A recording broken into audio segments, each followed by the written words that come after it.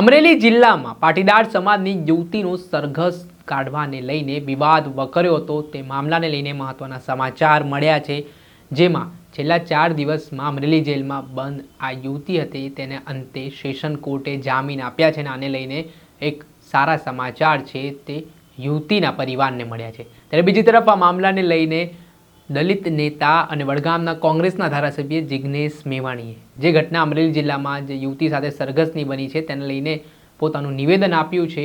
સાથે તેમણે ગૃહ રાજ્યમંત્રી હર્ષ સંઘવીને ચેલેન્જ પણ આપી છે। આ મામલે કોંગ્રેસના પ્રદેશ પ્રમુખ શક્તિસિંહ ગોહિલે પણ પોતાની પ્રતિક્રિયા આપી હતી। ત્યારે શું કહી રહ્યા છે નેતાઓ, વિગતે વાત કરી। વૈષ્ણવજન તો તેને કહીએ જે પીડ પરાઈ જાનાને રે।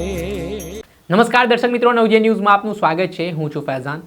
છેલ્લા થોડાક દિવસથી અમરેલી જિલ્લા હવે ચર્ચાનું કેન્દ્ર બનેલો હતો, જેમાં પાટીદાર સમાજની એક યુવતીનો પોલીસ દ્વારા સરઘસ કાઢવામાં આવ્યું ને તેને લઈને વિવાદ વકરવાની શરૂઆત થઈ હતી। આ મામલામાં અમરેલી જિલ્લામાં આ યુવતી છેલ્લા 4 દિવસથી બંધ હતી। તે મામલામાં મહત્વના સમાચાર એ છે કે અમરેલી સેશન કોર્ટ દ્વારા 15,000ના બોન્ડ ઉપર યુવતીના જામીન મંજૂર કર્યા છે। ત્યારે ઘટનાને લઈને યુવતીના પરિવારમાં ખુશીનો માહોલ પણ જોવા મળી રહ્યો છે। સાથે જ યુવતીએ પ્રતિક્રિયા આપતા જણાવ્યું છે કે આ સત્યની જીત છે અને જે રીતે ભારતીય જનતા પાર્ટીના આંતરિક ડખામાં યુવતીનો ભોગ લેવાયો છે તેને લઈને આ વિવાદ છે છેલ્લા 4 દિવસથી અમરેલી જિલ્લામાં ખૂબ જ જબરજસ્ત જોવા મળી રહ્યો હતો। આ ઘટનાના સંદર્ભમાં આજે ભાવનગર ખાતે વડગામના કોંગ્રેસના ધારાસભ્ય જિગ્નેશ મેવાણી અને કોંગ્રેસના પ્રદેશ પ્રમુખ શક્તિસિંહ ગોહિલ પણ જે ડિમોલેશનની કામગીરી મહાનગરપાલિકા દ્વારા કરવામાં આવી હતી તે સંદર્ભમાં પીડિતોને મળવા માટે પહોંચ્યા હતા। તે દરમિયાન પાટીદાર સમાજની જે યુવતીનો વરઘોડો કાઢવામાં આવ્યો હતો અમરેલીમાં, તે મામલાને લઈને વડગામના કોંગ્રેસના ધારાસભ્ય જિગ્નેશ મેવાણીએ સરકાર ઉપર પ્રહાર કર્યા છે।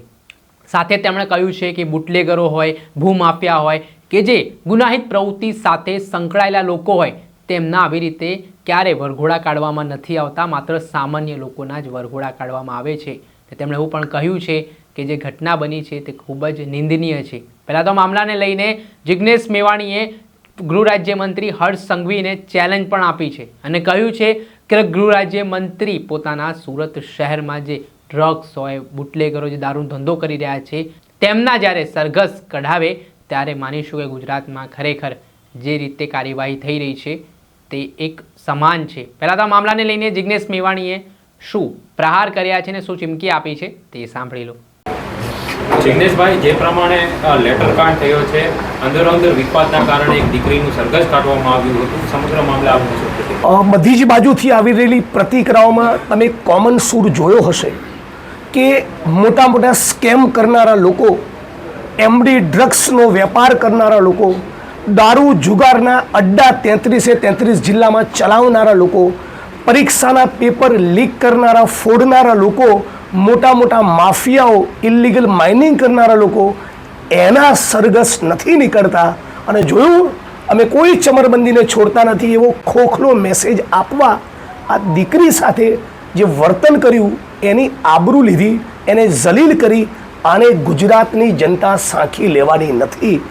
ગૃહમંત્રીને ચેલેન્જ આપીએ છીએ કે તમારામાં પાણી હોય તો આખા સુરત શહેરના જેટલા બી દારૂ જુગારના અડ્ડા ચલાવનારા, જેટલા પણ ડ્રગ્સના પેડલર છે એ બધાનો વરઘોડો કાઢીને બતાવો। જિગ્નેશભાઈ, તાજેતરની અંદર એક નિવેદન આવ્યું છે દિલીપ સંઘાણીનું, તેમના દ્વારા કહેવામાં આવ્યું છે કે જો આ દીકરીને નોકરી જોતી છે તો મધ્યસ્થ સહકારી બેંકની અંદર નોકરી મળશે તેવું દિલીપ સંઘાણી દ્વારા નિવેદન આપવામાં આવ્યું છે। અત્યાચારનો ભોગ બનેલા ગુજરાતના નાગરિકોને આત્મસન્માન જોઈએ છીએ અને ન્યાય જોઈએ છીએ। નોકરી આપી તમને મલમ લગાડવાની વાત ન કરો। આ દીકરીને એનું આત્મસન્માન તો જ પાછું મળ્યું કહેવાય કે વરઘોડો કાઢનારા તમામ કસૂરવારોની સામે કાયદેસરની કાર્યવાહી કરવામાં આવે અને તપાસ એની પણ થાય કે શું કમલમ કે ગાંધીનગરમાંથી કોઈની સૂચના હતી કે દીકરીનો વરઘોડો કાઢો, એની પણ તપાસ થવી જોઈએ।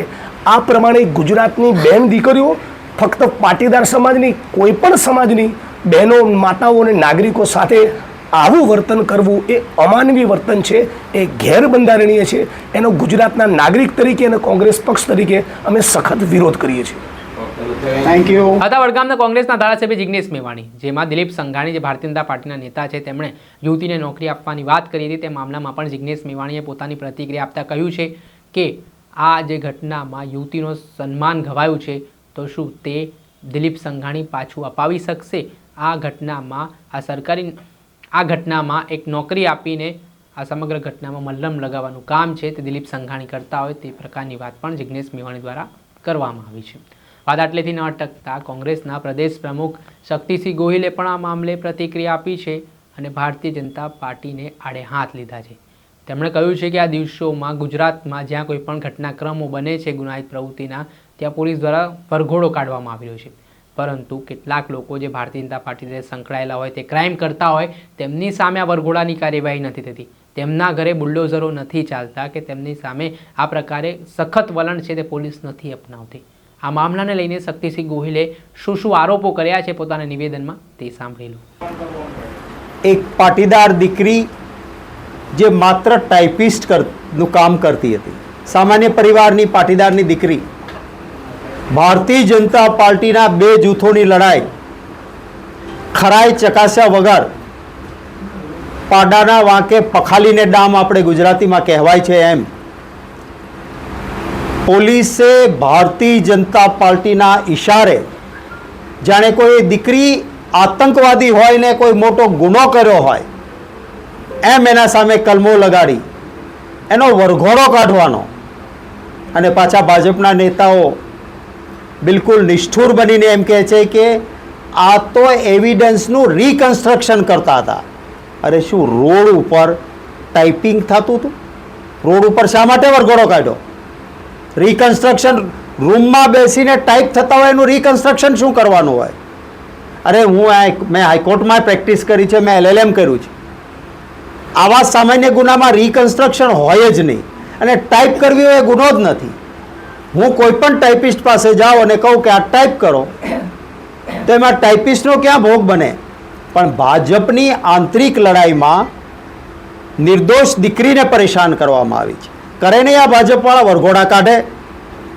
મોટા મોટા ગુના કરનારા લોકો, નીટની પરીક્ષાનું પેપર ફોડનાર એ ભારતીય જનતા પાર્ટીના નેતાઓનો મળતિયો માણસ જેને ઇલેક્ટોરલ બોન્ડથી પૈસા આપ્યા હતા એ પકડાયો, કાઢ્યો એનો વરઘોડો, ભાંગ્યા એના ટાંટિયા, ગયું બુલડોઝર એના ઘરે.